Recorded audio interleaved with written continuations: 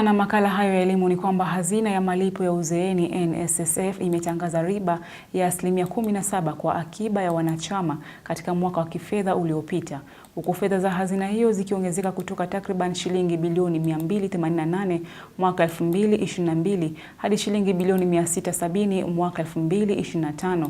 Akizungumza wakati wa mkutano mkuu wa mwaka wa NSSF, mkuu wa mawaziri Musalia Mudavadi amesifia hatua za hazina hiyo kushughulikia zaidi ya madai 1,300 zilizojumuisha takriban shilingi bilioni 25, huku akieleza mchango wa NSSF katika kufadhili miradi ya maendeleo ya kitaifa.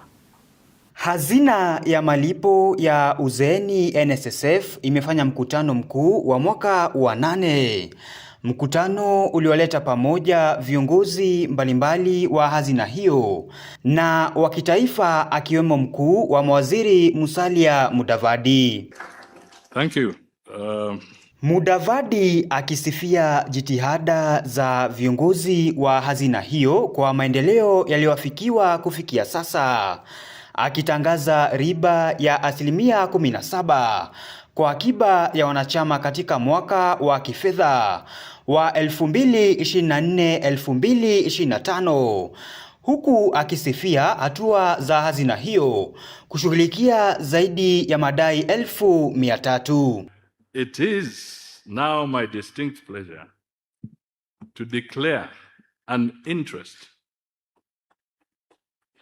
of 17% on the NSSF member savings for the last financial year. This is the highest return in the history of NSSF. Amesifia maendeleo yanayoshuhudiwa katika NSSF ikiwa ni pamoja na kuongezeka kwa fedha za hazina hiyo kutoka shilingi bilioni 288 mwaka wa 2022 hadi shilingi bilioni 670 mwaka wa 2025, fedha anazosema husaidia pakubwa katika kufadhili miradi ya serikali ambayo hupelekea ukuaji wa kiuchumi. The growth of the fund has a wider and measurable impact on the national economy. NSSF's expanding asset base deepens domestic savings, strengthens Kenya's capital markets, and supports long-term investments in infrastructure, housing, and productive sectors of the economy.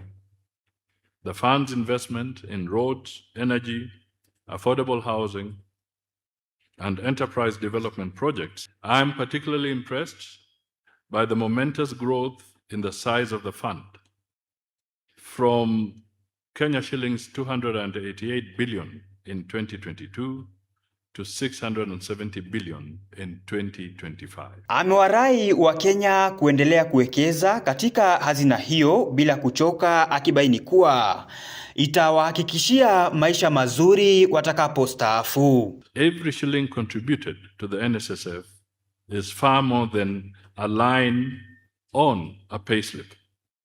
It is a personal investment in future security, dignity, and peace of mind for the member and their family. James Mwangi, Undugu TV.